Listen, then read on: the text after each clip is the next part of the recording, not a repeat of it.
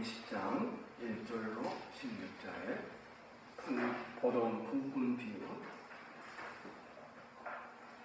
제가 생각하는 이 비유의 핵심 내용을 한번 살피고 주일날 오후에는 조금 더 구체적으로 살펴보고 세 번 정도 살펴보려고 합니다.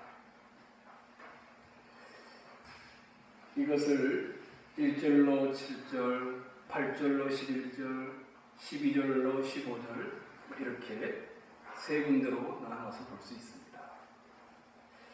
1절로 7절은 일꾼을 고용하고 있는 주인이 어떻게 하고 있는지가 등장합니다. 싹스를 지불하고 있는 것이 8절에서 11절에 나와 있습니다. 그리고 불평하는 일꾼들과 주인의 대화의 내용이 12절로 15절에 나와 있습니다.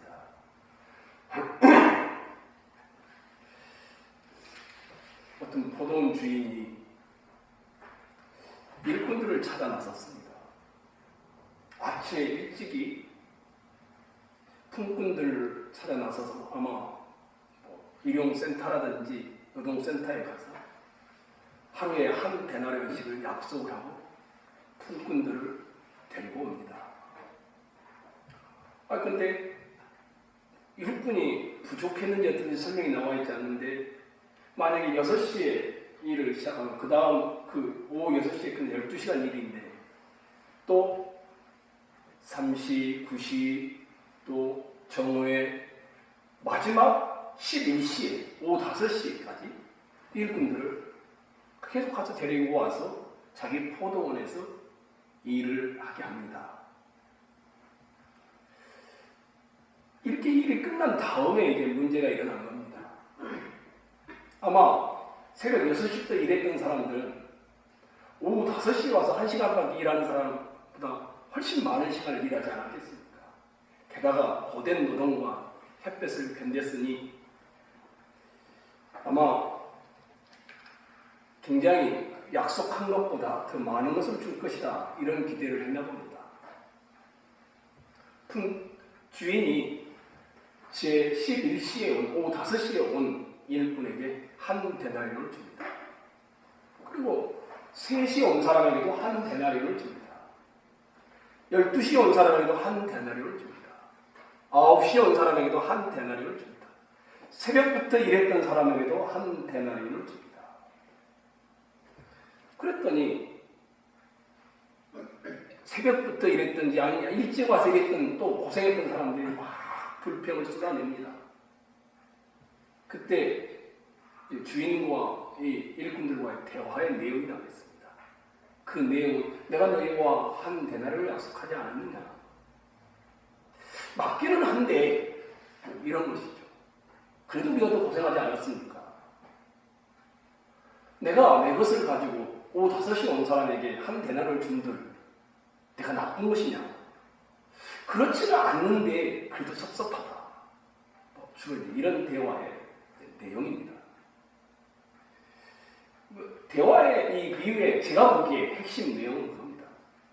해가 저물어서 모두 일을 끝내고 품삯을 받을 때 일어난 이 장면에가 핵심 내용이 들어있습니다. 주인이 식장이나 청직에게 명령하여서 품꾼들에게 품삯을 지불하도록 합니다. 맨 낮은 원자로부터 시작해서 맨 먼저 원자까지 주라고 하였습니다. 11시에 들어온 사람이나 일이 끝나기 1시간 전에 들어온 사람이나 또는 하루치 전 온종일 일했던 사람이나 품삯이 똑같았습니다.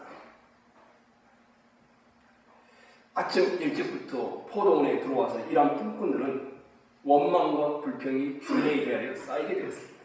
12절 한번 봐보십시오. 그들의 불평 내용입니다. 한번 여러분 읽을까요? 12절.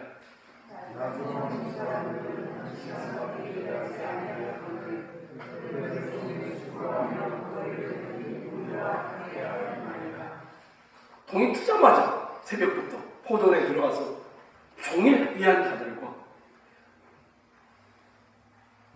이제 막 오후 5시에 와서 1시간밖에 일하지 않는 자들이 품삯을 똑같이 받다니 부당합니다. 억울합니다.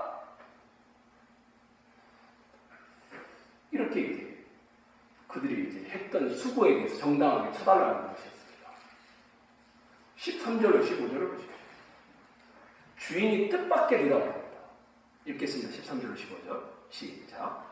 주인이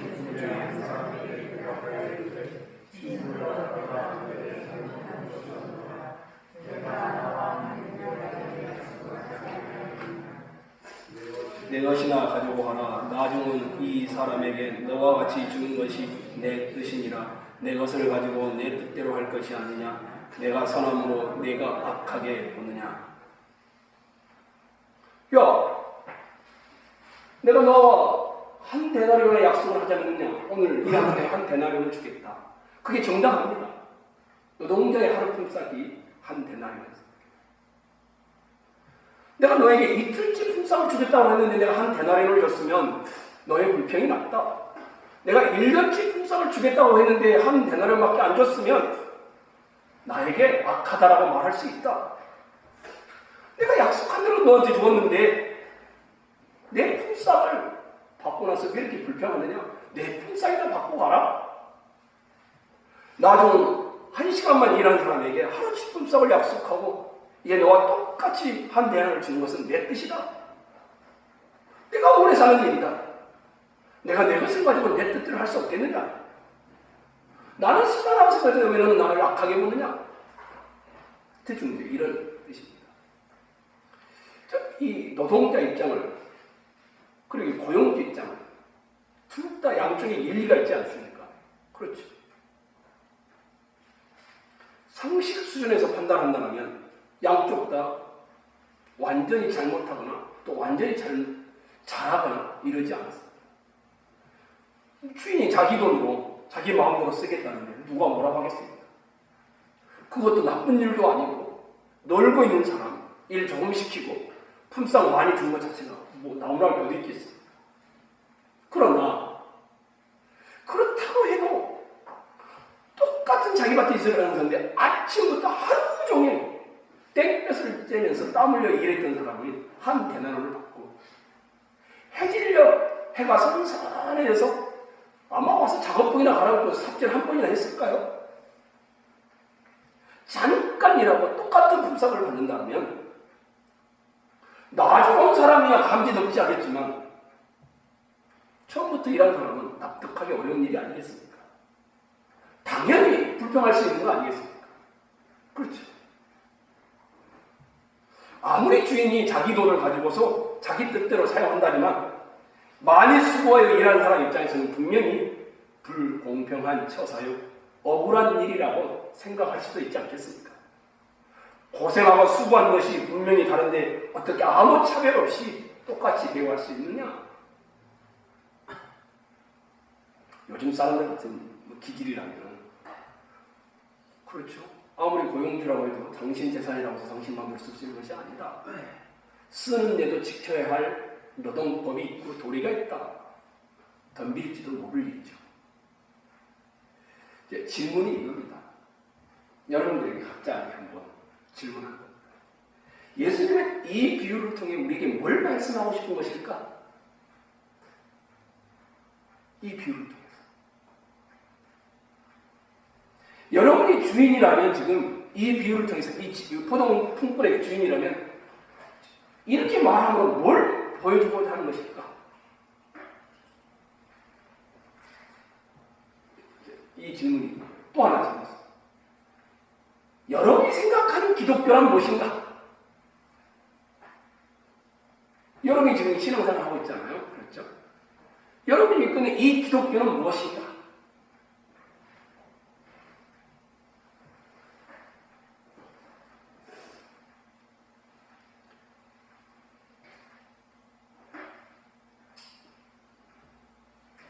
해질녘 여러분이 노동자입니다. 일 끝나기 1시간 전에 맨 마지막으로 들어왔습니다. 뭐 작업복을 갈아입은지 안 갈아입은지 잘 모르겠지만 막 와서 작업복을 갈아입고 들어가서 곡괭이로 몇 번 곡괭이질을 했습니다. 근데 품삯이 하루치 품삯을 다 주는 겁니다. 그러면 이 늦게 들어온 사람은 자기가 수고한 것에 대해서 어떻게 생각하겠습니까?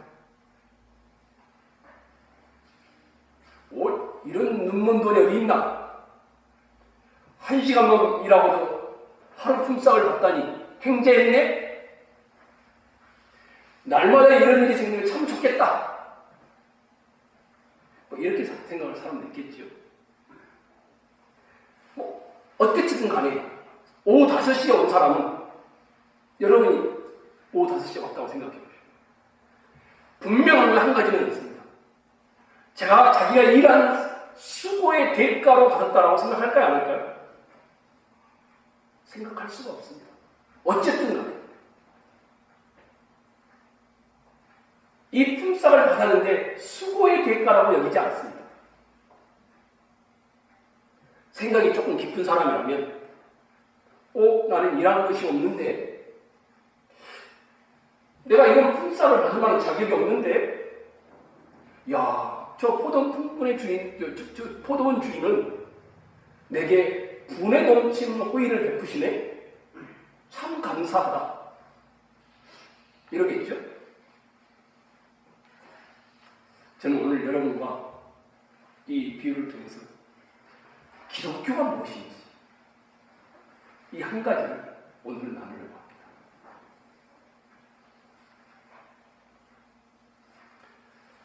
이 본문의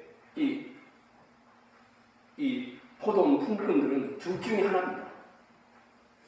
똑같이 한 데나리의 품삯을 다 받았습니다. 둘 중에 하나의 생각으로 나뉘게 될 것입니다.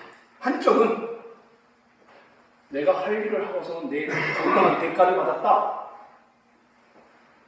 이렇게 생각을 하는 부류가 있을 것입니다. 또 다른 한쪽은 나는 정당한 대가가 아니라 나를 주인이 불쌍히 여겨서 나에게 분에 넘치는 호의를 베풀었다. 이렇게 생각합니다. 이쪽이든지 이쪽 둘 중에 하나입니다. 나는 내 권리가 있습니다. 정당합니다. 이런 사람이 있고 내게 호의를 베풀어 주셨습니다. 이렇게 바라보는 사람이 있을 것입니다. 예수님이 이 비유를 통하여 가르치는 핵심은 제가 보기에 품삯을 받는 품꾼들이 자기 품삯에 대하여 어떻게 생각하는가 여기에 있습니다. 일을 하고서 받은 정당한 대가로 생각하는가 아니면 은혜로 거저받은 것으로 생각하는가. 예수님은 이 두 가지 태도에 대하여 가르치고자 하시는 것입니다. 오후 5시에 들어온 품꾼으로 한번 생각해 보십시오. 아마 거의 일을 하지 않았을 것입니다. 1시간 전에 들어와서 옷 갈아입고 꽃갱이나 삽 챙기고 밭에 나가면 이미 일은 거의 다 끝날 때였을 것입니다. 그가 무슨 일을 하겠습니까? 하루 종일 일하는 사람, 반나절 일하는 사람, 반나절에 반나절 일하는 사람, 마지막에 얼굴을 잠깐 비친 사람, 이와 같은 종류로 사람들이 나뉘어져 있습니다. 결국 해가 다 끝난 다음에 한 대나리의 품삯을 받게 되어집니다. 이 오후 5시 들어온 사람은 분명합니다. 수고의 대가가 아니라는 점을 드러냅니다. 만약 그들이 일하는 정도에 따라 그 대가로 품삯을 주려고 했다면 주인은 이렇게 하면 안 됩니다. 아침에 온 사람, 새벽부터 일한 사람에게는 한 데나리온, 3시간 일하지 못한 사람에게는 3분의 2 데나리온, 12시에 온 사람에게는 반 데나리온, 오후 3시에 온 사람에게는 4분의 1 데나리온, 오후 5시에 온 사람에게는 정말 조금. 고용주라면 당연히 그렇게 계산을 하고 주어야 합니다. 그런데 주인은 그렇게 하지 않았습니다. 11시에 온 일꾼에게도 일터인 포도원에 들여보내면서 한 데나리온을 약속합니다. 무슨 말입니까? 수고의 대가가 아니라는 것입니다. 6절과 7절을 여러분이 눈으로 한번 보십시오. 제 11시에도 나가보니 서 있는 사람들이 또 있는지라 이르되, 주인이 말하죠. 너희는 어찌하여 종일토록 놀고 여기 서 있느냐. 잘 봐보십시오. 이르되 우리를 꿈꾼으로 쓰는 이가 없음이니이다. 이르되 너희도 포도원에 들어가라 하니라. 하루 종일 장터에서 기다려도 아무도 데려가 쓰는 사람이 없습니다. 딱 생각해 보십시오. 일꾼 중에 가장 일을 못하는 사람이 겁니다. 일을 할 만한 사람은 새벽부터 데려가 썼겠죠. 제일 질이 떨어지는 사람인 것입니다. 쓸만한 일꾼은 새벽에 동인하고 제3시에 제6시 정도면 다 팔려나갔습니다. 오후 5시까지 남아있었다는 것은 전혀 쓸모없는 사람이라는 것이 전제되어 있습니다. 아마 건축을 하시는 분들은 잘 아실 겁니다. 대가 모아야 쓸모가 없습니다. 할 일은 시킬 만한 일도 없습니다. 능률도 안 오릅니다. 오히려 그 옆에 있는 사람의 방해만 됩니다. 재구실을 할 수 있는 사람이 아닙니다. 그러니까 주인들이 보고는 아무도 데려가지 않는 겁니다. 종일토록 이 장터에서 놀고만 서 있는 겁니다. 우리를 품꾼으로 쓰는 이가 없음이니이다. 제가 이 말을 이렇게 바꾸어도 괜찮을지 모르겠습니다. 가장 비천하고 쓸모없는 인간을 충칭한 말이라고 생각합니다. 정말 능력을 따지면 하나도 사용할 데가 없는, 배운 것이 있나, 가진 것이 있나, 예의가 있나, 전혀 쓸 데가 없는, 그것이 종일토록 놀고 서 있는 이 품꾼의 모습입니다. 우리를 품꾼으로 쓰는 이가 없음이니이다.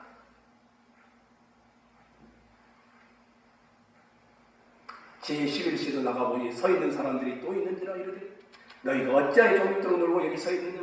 이르되 우리를 품꾼으로 쓰는 이가 없음이니이다. 너희도 포도원에 들어가라. 하루해가 저물어 이제는 끝이라. 오늘 하루는 결국 공치고 말았다. 처자식과 함께 줄임배를 움켜쥐고 잠자리에 들 수밖에 없구나. 절망과 체념으로 발길을 돌리는 그 순간에 아무도 데려다 쓰지 않는 그 사람들을 향하여 너 왜 이렇게 놀고 있니? 우리 포도원에 와서 일해라. 그러고 있는 겁니다. 그러면 이 주인이 쓰겠다는 것은 능력이 있어서 쓰는 게 아니죠. 은혜 외에는 다른 것으로 설명할 길이 없습니다. 포도원에 들여보내주는 것 자체가 은혜입니다. 할 일이 없어 빈둥거리는 저들에게 사람 구실을 못하는 저들을 데려다가 써줄 사람이 없는가 애타게 찾으며 바라보는 저들에게 포도원에 들어와 일하는 그 말씀 자체가 은혜인 것입니다. 곡괭이로 땅을 파는 등 많은 등 하였는데 하루치 품삯을 받아 가라는 주인의 명령은 더 말할 것도 없겠죠. 은혜에 은혜를 더한 일이겠죠. 그런데 1절을 한번 봐보십시오. 1절을 봐보십시오. 천국은 하나님 나라는 이 말입니다. 마치 품꾼을 얻어 포도원에 들여보내려고 이른 아침에 나간 누구와 같다고요? 집주인과 같다. 집주인과 같다. 이게 천국의 모습이라는 겁니다. 하나님 나라는 어떤 것이냐? 이른 아침부터 쓸모없는 자들을 가장 존귀한 것처럼 은혜로 대접하여 포도원에 들어와서 일하게 했다는 것입니다. 천국의 어떤 수고의 대가로 얻어질 수 있는 것이 아니라는 겁니다. 은혜로 주어지는 것이며 그 은혜에 대한 충성과 헌신이 삽질하는 것으로 드러날 뿐입니다. 다시 볼까요? 이르되 너희는 어찌하여 종일토록 놀고 여기 서 있느냐? 이르되 우리를 품꾼으로 쓰는 이가 없음이니이다. 너희도 포도원에 들어가라. 우리 그 대통령 취임사 같은 거 하면은 그 통치 이념, 나는 앞으로 5년 동안 뭐 이렇게 이 나라를 이끌어가겠습니다. 예, 그런 거 하지 않습니까? 물론 그 시대의 상황이라든지 정치적 환경 이런 걸 다 고려해서 통치를 하죠. 전두환 전 대통령, 여러분이 기억나시지만 정의구현과 의식구조 개혁을 강조했었습니다. 노태우 전 대통령은 보통 사람들의 위대한 시대, 이것이 캐치프레이즈였습니다. 김영삼 전 대통령은 문민정부, 그리고 가로 열고 신한국 창조, 이렇게 캐치프레이즈를 걸었습니다. 김대중 전 대통령은 국민의 정부, 국민들을 위한 정부를 하겠다는 것이죠. 경제위기 극복과 민주화를 합친 모토였죠. 노무현 전 대통령은요, 참여 정부, 각기 권리를 가진 국민들이 참여하는 정부를 탈권위를 하겠다, 이런 것이었죠. 이명박 전 대통령은요, 실용적인 정부, 섬김의 정부, 이게 취임사에서 나온 내용입니다. 기독교인 용어를 썼다고 해서 비판을 받기도 했었죠. 그다음에 박근혜 전 대통령은요, 박근혜 정부라고 불렸습니다. 근데 그 가로에 뭐가 되냐? 국민 행복, 이것이 이제 들어갔어요. 문재인 현 대통령은 여기도 똑같이 문재인 정부라고 부릅니다. 근데 가로 열고 국민의 나라 정의로운 대한민국, 이렇게 됐습니다. 역대 대통령들 초기에 통치 이념이 다 이렇게 한 단어로 묶여서 나오는 겁니다. 그렇죠? 문민정부, 참여정부, 문재인 정부, 박근혜 정부, 이렇게. 불교의 특징은 뭘까요? 불교의 특징.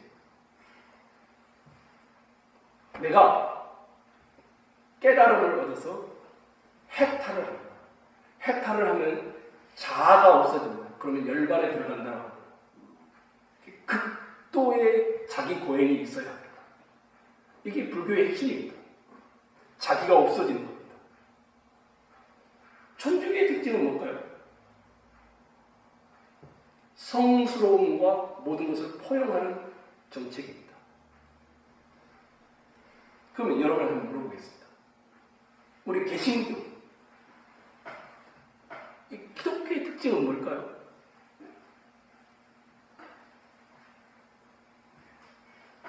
온누리 교회 아시죠?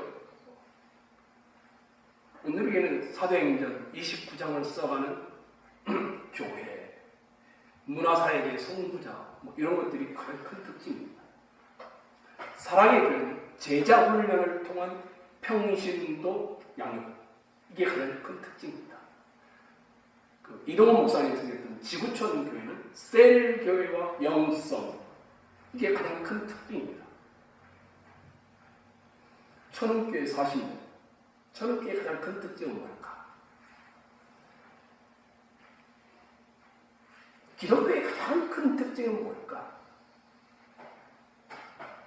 이게 저는 오늘 혹시 바리새인, 이런 말 다 아시죠? 바리새인의 반대말은 뭘까요? 그런 말을 들어본 적이 있을지 모르겠습니다. 바리새파, 이 반대말. 바리새인 하면 뭐가 강조되냐면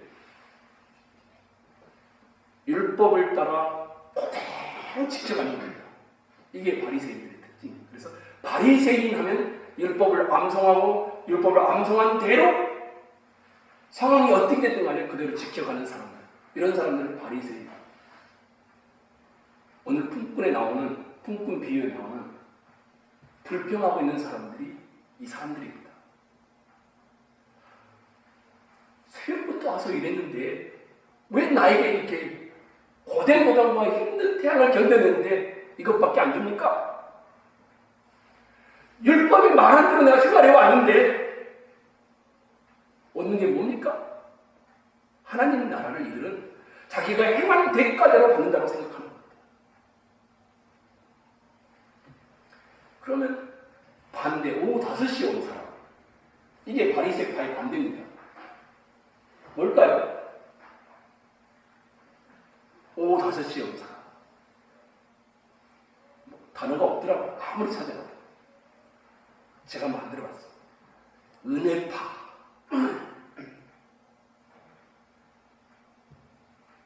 사도 바울이 그렇게 표현합니다. 고린도전서 15장에 나의 다 된 것은 하나님의 은혜로 된 것이니 내게 주신 그의 뭐가? 은혜가 헛되지 아니하여 내가 모든 사도보다 더 많이 수고하였으나 내가 한 것이 아니요 오직 나와 함께 하신 하나님의 은혜로라. 바리새파의 반대말이 뭐냐면 은혜파입니다. 기독교의 핵심이 뭘까? 전교의 핵심은 뭐가 될까? 수고한 대가대로 받는 이것이 아닙니다. 은혜가 머무는 교회, 은혜가 있는 성도. 기독교는 은혜의 종교입니다. 다른 말로 설명할 길이 없습니다. 나의 달려갈 길과 주 예수께 받은 사명은 곧 하나님의 그냥 복음이 아닙니다. 은혜의 복음을 증언하는 일을 마치려 하면은 나의 생명조차도 정도 귀한 것으로 여기지 아니하노라. 사도 바울이 열심히 교회를 목회하는 것입니다. 그리스도의 사랑이 우리를 강권하여 일하게 하십니다. 삽질을 하고 열심히 일하는데 내가 이 열심히 일하는 내 수고의 대가를 받겠지 해서 하는 것이 아니라는 겁니다.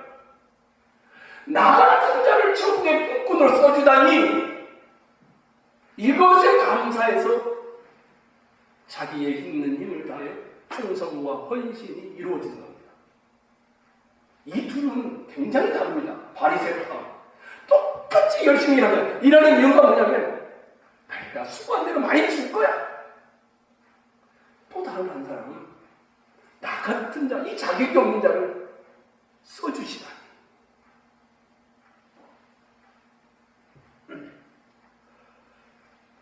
기독교는 은혜 빼면 아무것도 남지 않습니다. 성도요, 하나님의 사랑을 무조건적으로 만드는 것이 이 은혜입니다. 혹시 자격에 대해서 하나님의 사랑을 받은 분 계시나요? 나는 하나님의 사랑을 받을 만해. 혹시 지금도 내가 이렇게 충성하고 이렇게 열심히 하면 하나님 나를 복 주실 거야 이렇게 해서 여러분이 예배에 나오신다면 하나도 안 줄 겁니다. 하나님 나오지 마세요. 그럴 리가 없습니다. 기독교를 알아도 너무 잘못 알고 있는 겁니다. 우리가 예배의 자리를 사모하며 안식일을 주일로 지키며 이것을 이 힘든 시대에도 그대로 지켜나가는 이유는 딱 한 가지입니다. 현실의 삶보다 쾌락과 즐거움보다 훨씬 주의 은혜가 나에게 크다는 것을 알기 때문에 이것이 비단 품꾼 오후 5시 되는 그 품꾼에만 해당될까요? 이 사람에게는 은혜를 베풀고 저 사람에게는 일한 대가로 품삯을 주는 불공평한 처사, 차등을 둔 처사가 아니라면 도대체 뭡니까? 아침부터 온 사람이나 3시나 6시나 9시에 온 사람에게는 똑같이 한 데나리온을 약속하였다는 것을 저들을 포도원에 들여보내며 일하게 하신 목적이 결코 일한 대가 품삯을 주겠다는 것이 아님이 분명합니다. 만일 일의 대가로 품삯을 지불할 생각이었더라면 품삯에 차등을 두었습니다. 반드시 두어야 합니다. 해질녘까지 기다려도 아무도 데려가지 않는 일꾼들, 데려가 보아야 아무 쓸모없는 일꾼들을 일 끝나기 1시간 전에 포도원으로 들여보내지 않았어야 합니다. 돈을 아끼는 길입니다. 만일 더 철저히 하자고 한다면 미리 품삯을 정하고 나중에 이 일이 다 끝난 다음에 각자의 일한 결과대로 나누어 주어야 합니다. 그렇죠? 얼마나 많이 일했니 그 결과를 보고 품삯을 주는 겁니다. 이게 더 훨씬 더 정확하죠. 제대로 일을 아침부터 와서 빈둥거리며 일하지 않았던 사람, 실수하여서 잘못 일했던 사람, 시간만 때우고 확인하고 빨리 시간이 안 가나 이런 사람은 일에 용기를 안 올렸으니까 주면 안 되지요. 적당한 품삯을 지불하리라 생각했을는지 모르겠지만 그렇게 하면 안 됐어요. 주인은 아침부터 온 사람에게도 수고의 대가로 그들에게 품삯을 줄 마음이 없었습니다. 오후 5시에 온 사람이나 아침에 온 사람은 똑같았습니다. 일을 구하지 못하고 장터에서 놀고 있는 이 사람들은 일꾼의 자질과 능력으로 보자면 천국 포도원에 들여보내어 일을 시킬 만한 자들이 아니었습니다. 일찍 들어간 사람이나 나중에 들어간 사람 모두가 다 쓰임받기에는 턱없이 부족한 자들입니다. 아무짝에도 쓸모없는 자들이었습니다. 아니, 쓰기에는 적당치 않은 사람들이었습니다. 왜 하나님이 이스라엘을 씁니까? 쓰려면 그 당시에 가장 강대국이었던 로마를 쓰든지 그래야죠. 황제의 자리에 있던 사람을 써야지 왜 어부들을 씁니까? 계산대로 하자면 9시나 새벽 6시에 들어온 사람도 똑같이 자기에게는 자격이 없다는 것을 모르고 있는 겁니다. 이게 유대 바리새파적인 사람들이었어요.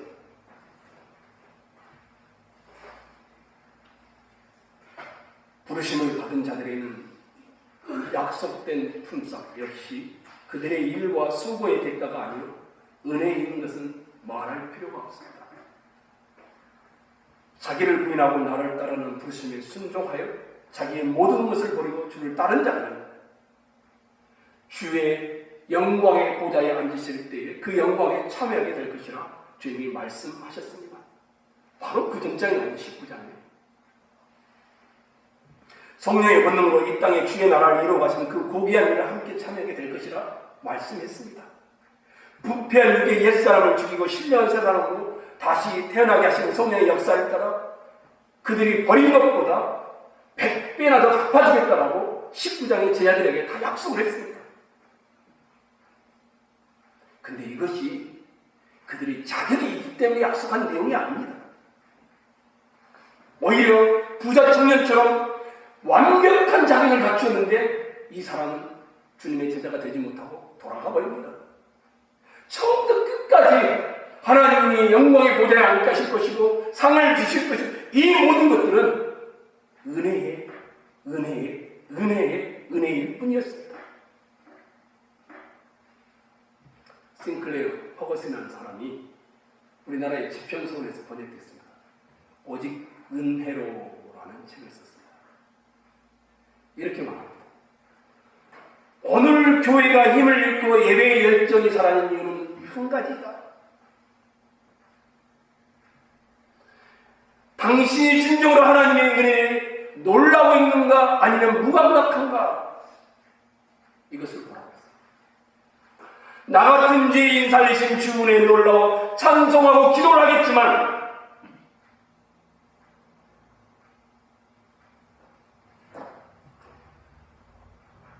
여전히 자기가 받을 자격이 있다고 생각합니다. 이것이 기독교를 망하게 하는 것이라고 합니다. 내가 그렇게 이렇게 하는데 하나님이 복 주셔야지. 여기에서 출발하고 하나님의 은혜를 당연한 것으로 여길 때가 교회에 많이 있다. 그렇고 말고 하나님은 물론 은혜로 오시지. 제가 한 말이 아니고 싱클레어 퍼거슨이 한 말입니다. 우리가 하나님의 은혜를 받을 자격이 있어. 어쨌거나 우리는 그분의 백성이잖아. 겉으로는 말로는 찬양으로는 기도로는 하나님의 은혜를 다 언급하지만 그 속에는 수고의 대가에 대하여 자격이 있다라고 여기고 있기 때문이라고 합니다. 이분은 미국 분인데 서구 교회가 힘을 잃게 된 가장 주된 이유는 예배의 열정이 사라지고 예배가 무감각해진 가장 큰 이유는 놀라운 하나님의 은혜를 기도하고 노래할 뿐이지 익숙해진 은혜로 착각하며 살기 때문이다. 이렇게 표현했습니다.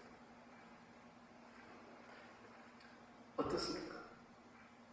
여러분 천원교회를 중추적으로 섬기시는 분들 아니겠습니까? 은혜에 대한 놀라워하지 않으면서 익숙해진, 그리고 자기에게 정당하게 받을 것처럼 여기면서 살고 계시지는 않습니다. 오늘 본문에 나오는 것처럼 포도원에 들어간다는 것 자체가 은혜라는 사실을 혹시 까먹고 계시지는 않습니까? 합당치 못하고 자격이 없고 자질이 되지 않는데도 불구하고 우리를 부르셔서 사용하고 계신다. 이것을 놓쳐버리면 우리가 저 불평하는 품꾼들과 똑같이 되어집니다. 한번 여러분이 한번 봐보십시오. 10절로 12절입니다. 품꾼들입니다. 10절로 12절 한번 읽을까요? 읽겠습니다. 시작.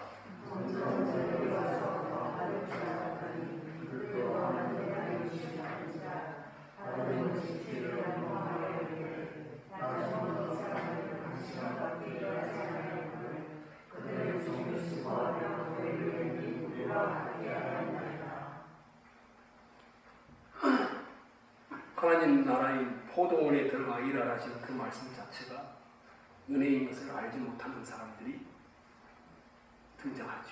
품꾼들이죠. 이 품꾼들은 마태복음 19장에 나오는 부자 청년과 똑같은 사람입니다. 바리새인들과 똑같은 사람입니다. 선을 행하면서 그 대가로 영생을 얻을 것이라 여기는 사람들. 자신이 가진 특별한 무엇이 자기가 이룬 어떤 업적이 영생을 얻는 조건이라 생각했던 사람들. 지금 예수님께서 그들을 20장에서 천국 비유를 통하여 유대 종교를 까발리고 있는 것입니다. 받은 품삯이 일하여 수고한 대가라는 생각하는 자들에게 내 것이다 가지고 오라. 나 가지고 온 이 사람에게 너와 같이 준 것이 내 것이니라. 하나님 나라는 은혜로 시작해서 은혜로 끝나는 나라임을 명백히 하는 것입니다. 혹시 여기 계신 분들은 항상 비교하여 불평하고 계시지 않습니까? 지금 이 품꾼들이, 일찍 온 품꾼들이 비교하잖아요. 그렇죠? 나중 온 품꾼들과.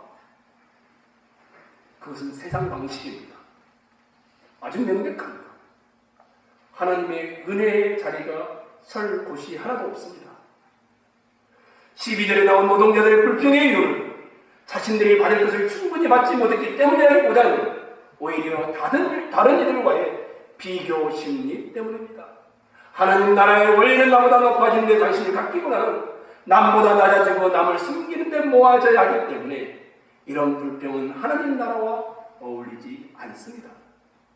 이미 말씀드린 대로 하나님의 나라는 충분한 상이 있습니다. 비교하지 않아도 우리가 누릴 충분한 상이 있는 나라입니다. 하나님이 포도원 주인이 되어 여러분을 은혜로 부르셨습니다. 여러분은 자격이 있어서 부름받은 것이 아니라 자격이 되지 않습니다. 쓸모가 있지도 않습니다. 쓸모가 있다면 황제를 부르실 것이고 권력 있는 사람을 불러서 사용하시겠지 우리를 사용하겠습니까? 왜 남과 비교하십니까?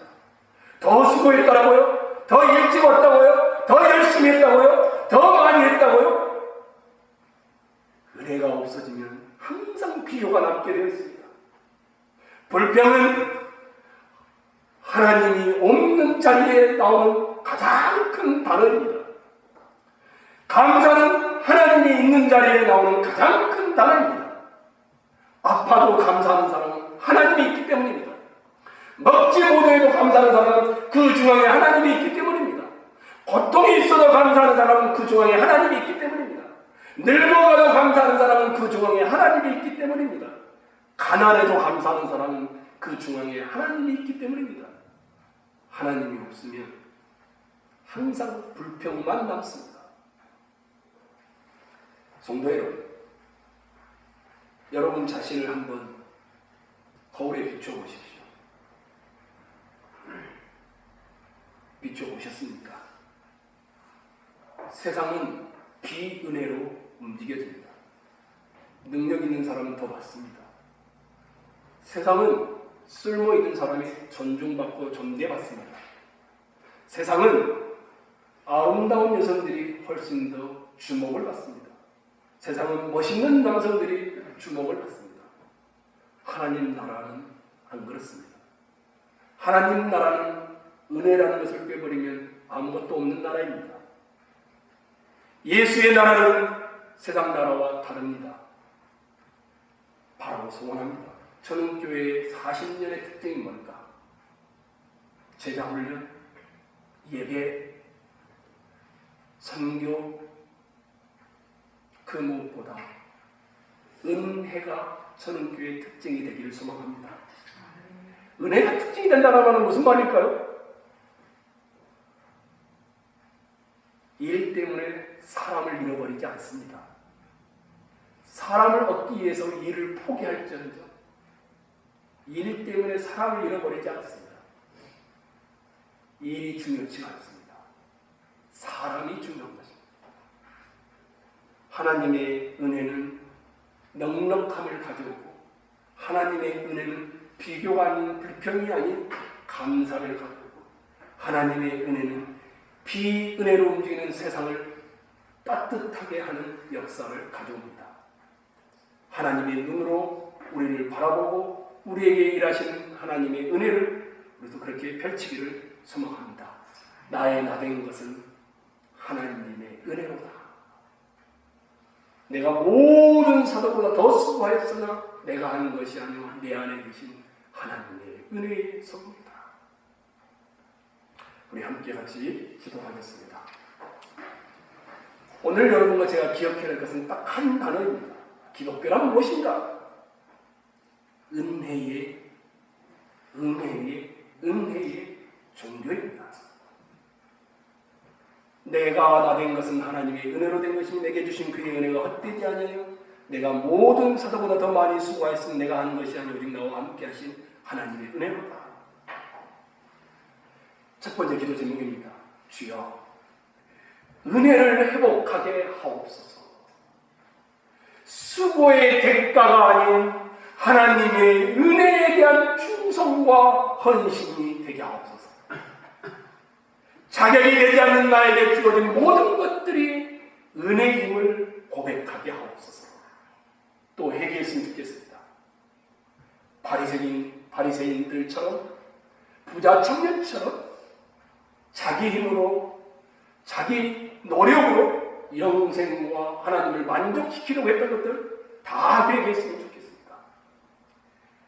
은혜를 회복하기를 위해서 자기 힘과 자기 노력으로 하나님을 만족시키려고 했던 것들, 하려고 했던 것들 회개하며 기도하기를 소망합니다. 기도하겠습니다.